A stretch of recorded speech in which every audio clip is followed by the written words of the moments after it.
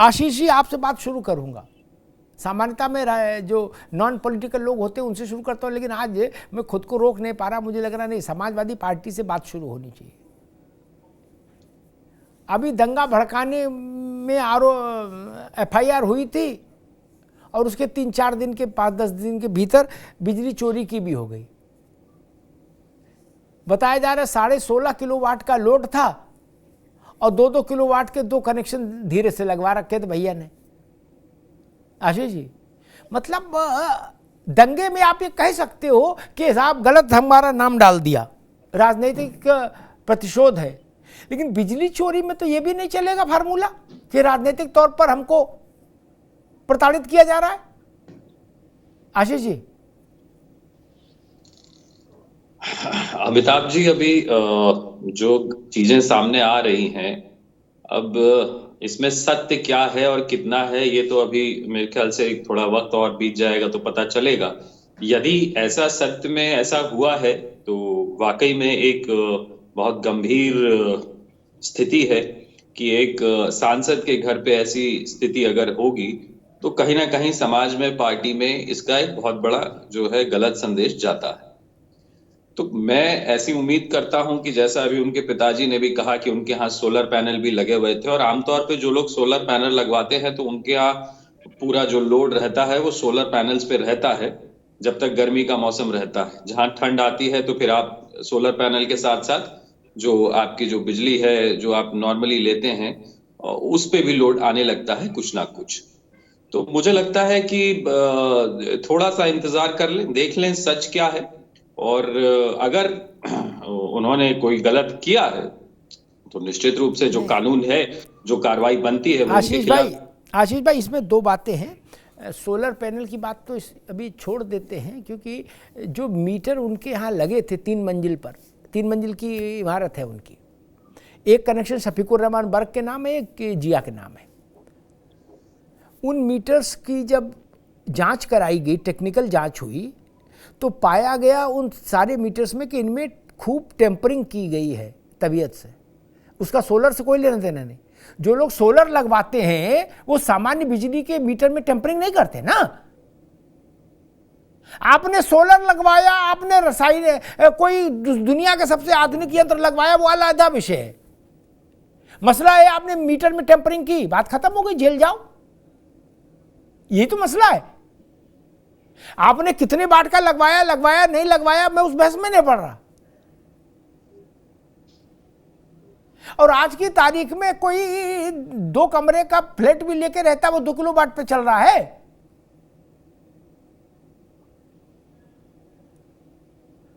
ये तो समय, अब कोई उन्होंने इतना भारी यंत्र सोलर का लगा रखा हो जिससे 10-10, 12-12 AC उठ रहे हो, तो उनकी सोलर क्षमता को प्रणाम करिए। लेकिन खैर मामला तो फंस गया। मनीष अग्रवाल जी, उनके पिताजी ने कहा है, जिया के पिताजी और शफीकुर रहमान के बेटे, उन्होंने कहा है कि हमको आजम खान बनाने की कोशिश हो रही है और संभल को रामपुर। लेकिन ये जल्दी नहीं कह दिया। आजम खान का तो मामला 100-125 केस का है, इन पे तो अभी 2 ही केस लगे हैं। अमिताभ जी, मुझे ऐसा लगता है कि उन्हें कुछ और केसों की भी जानकारी है जो हमें आपको कुछ दिन में आने वाले समय में पता चलेंगे। देखिए, बेसिक समस्या क्या है कि आप सरकारी तंत्र का दुरुपयोग कर रहे हैं सत्ता में रहने के बाद। आप एक उदाहरण है जनता के सामने, जनता आपको चुन के भेजती है। जब आप ये चीजें खुद अपने लिए कर रहे हैं तो वही चीजें आप जनता को भी उत्साहित करते हैं करने के लिए। जैसे आपने देखा होगा कि मस्जिद के ऊपर से एक पैरेलल पावर हाउस चल रहा था, कोई बिजली का उपयोग नहीं कर रहा था, कोई मकान का नक्शा पास नहीं करा था, कोई कहीं भी मकान बना लेता है, किसकी जमीन है किसकी नहीं है कौन पूछने वाला है। लेकिन मुझे लगता है वर्ष साहब को अपने और भी चीजें जो उन्होंने गलत कर रखी है उनका संपूर्ण एहसास है, तभी उन्हें लग रहा है कि उन्हें एक आजम खान बजाया जा रहा है। क्योंकि आजम खान जी को कुछ बनाया नहीं गया था, सरकार ने जितने भी मुकदमे उन पे लिखाए थे वो सब कानून में विचाराधीन है, सब पे जांच चल रही है, उसकी उन्हें सजा हुई है। ऐसा नहीं है कि सरकार ने जबरदस्ती उन पे मुकदमे ला दिए थे। तो ये आने वाला समय बताएगा, लेकिन मुझे लगता है आदरणीय योगी आदित्यनाथ जी की जो लॉ एंड ऑर्डर की सिचुएशन है उसको वो एक उदाहरण के रूप में प्रस्तुत कर रहे हैं, और वो ये दिखाना चाह रहे हैं कि कोई भी जो कानून को अपने हाथ में लेगा, चाहे वो कितना ही बड़ा हो कितना ही छोटा हो, उसे किसी भी तरीके से बख्शा नहीं जाएगा। ऐसे उदाहरण पेश करने से हो सकता है जनता के मन में सरकार के प्रति सम्मान आए और सरकारी चीजों को वो एक वाजिब ढंग से उपयोग करना शुरू करें। आशीष जी ने ठीक कहा कि अगर कोई गलती उन्होंने करी है तो उसकी उन्हें सजा मिलनी चाहिए, लेकिन मुझे नहीं लगता ये पहली या दूसरी गलती है। आगे आप देखिए गलतियों का पुलंदा निकल के आएगा जो हम सबको जानने के बाद आश्चर्य भी होगा कि क्या वाकई में संभल में ये हो रहा था। क्योंकि आप देखिए उनके पिताजी ये भी कह रहे थे कि उन्होंने उतनी पुलिस इसलिए लगाई थी कि कानून व्यवस्था ना बिगड़े। इस तरीके के स्टेटमेंट कैसे देते हैं जब सरकार कोई जांच करने जा रही है? तो आप क्या इनडायरेक्ट वे में ये धमकी देना चाह रहे हैं कि अगर हमारी जांच होगी तो लॉ एंड ऑर्डर की व्यवस्था बिगड़ेगी? जी तनुज दीक्षित जी, अब कानूनी तौर पर क्या स्थिति दिख रही है? 2 एफआईआर सांसद के खिलाफ हैं, एक दंगा भड़काने में संलिप्तता और दूसरा बिजली चोरी।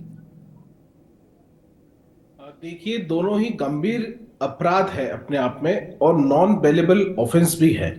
अगर हम बात करें जिस तरीके की मीटर टेम्परिंग और बिजली चोरी के लिए बात कही जा रही है, तो द इलेक्ट्रिसिटी एक्ट 2003 के सेक्शन 135 में जो है बिजली चोरी को डिफाइन किया गया है, जिसके लिए अगर 10 किलोवाट तक की बिजली चोरी होती है तो 3 गुना तक पेनल्टी और 3 साल तक की सजा का प्रावधान है।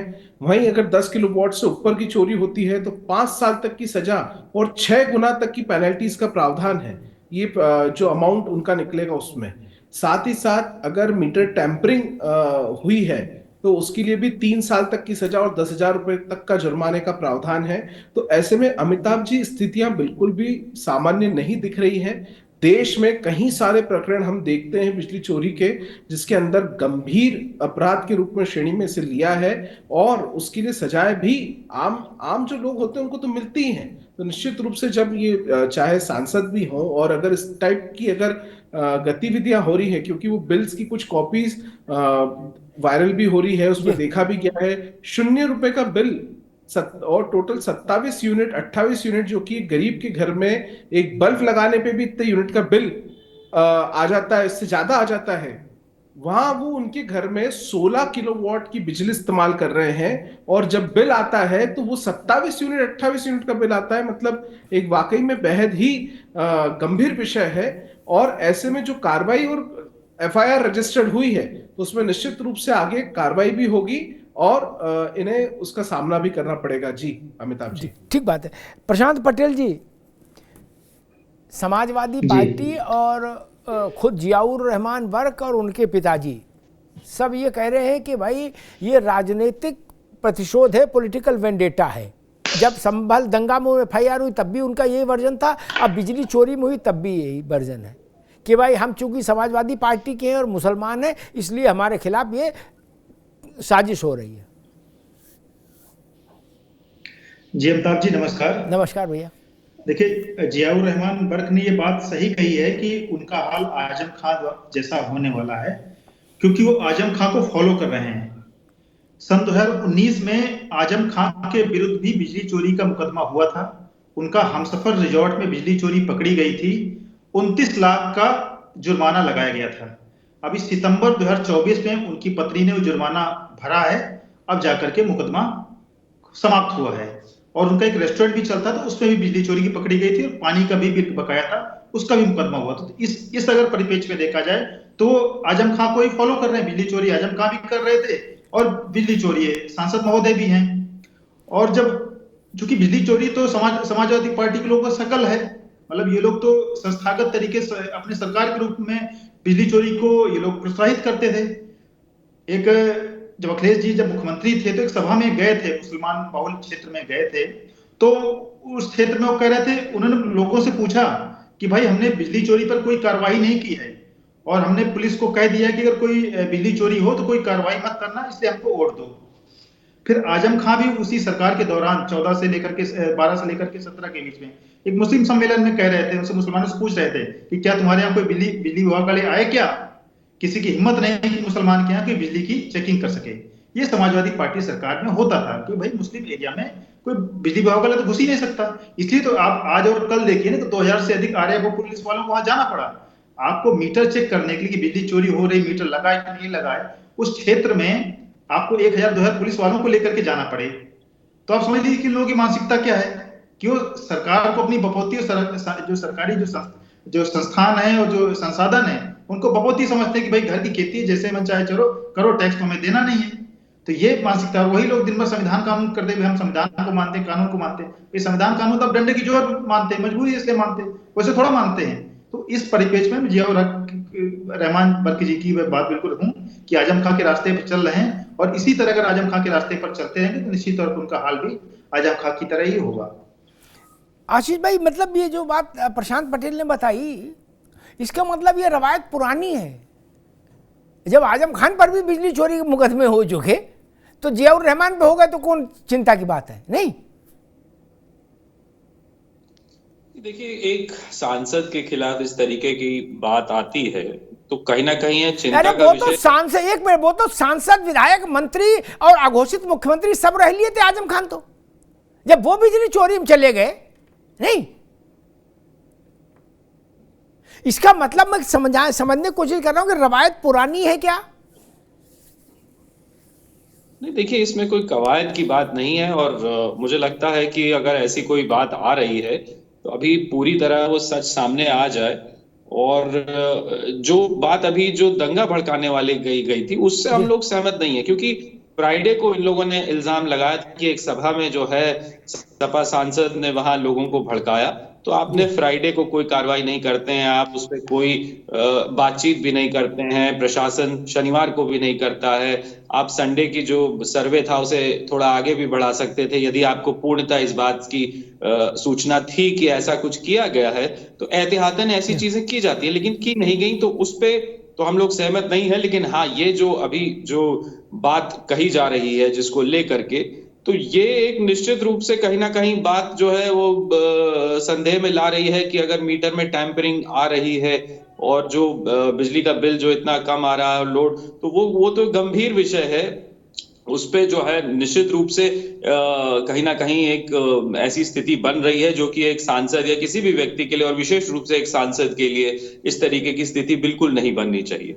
आशीष जी, आपने कहा कि शुक्रवार को जुमे की नमाज में जियाउर रहमान बर्क ने भाषण दिया, तो शुक्र को इनको 20 लाठी मार के बंद क्यों नहीं कर दिया? ठीक, और शनिवार को भी नहीं किया।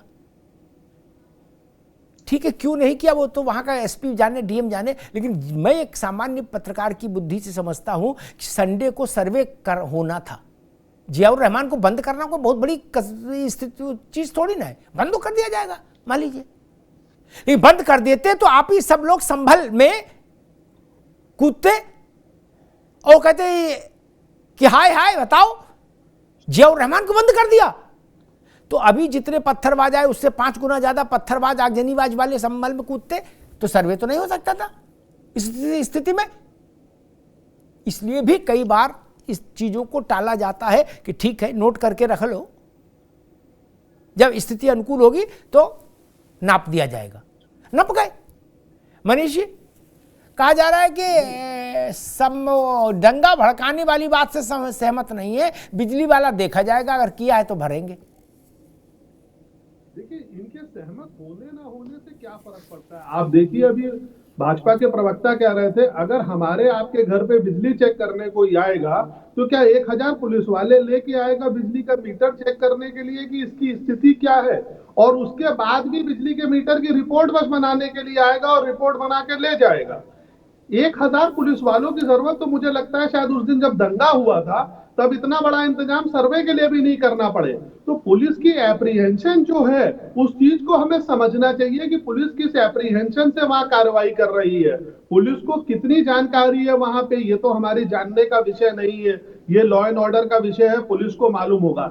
लेकिन एक सांसद का आप दायित्व देखिए क्या है, क्या उन्होंने आज भी ये जिम्मेदारी मानी है कि हाँ ठीक है हमसे ये गलती हुई है, हम जुर्माना देने को तैयार है? वो आज भी ये कह रहे हैं कि ये हमारे ऊपर गलत कार्रवाई हो रही है। तो वो अपने समाज को ये मैसेज देना चाह रहे हैं कि देखो हमारे खिलाफ अत्याचार हो रहा है, उत्पीड़न हो रहा है। हमें ये भी ध्यान रखना होगा कि शुक्रवार को जो तरजीह दी गई थी, शनिवार को वोट की काउंटिंग होनी थी, पुलिस प्रशासन के पास और भी जिम्मेदारी थी, बाइपोल का रिजल्ट आना था, इसलिए पुलिस प्रशासन ने एहतियातन ऐसा ध्यान दिया। लेकिन आज आप देखिए संभल की स्थिति क्या बना दी है कि बिजली जांचने के लिए आपको सेना मतलब पुलिस वालों की, आरएएफ की, पीएसी की गारद लेके जाना पड़ रहा है। तो अगर कभी लॉ एंड ऑर्डर मेंटेन करना पड़ेगा तो आपको क्या वहां सेना लेके जाना पड़ेगा? ठीक बात है, तब सेना ही लेके जाना पड़ेगा।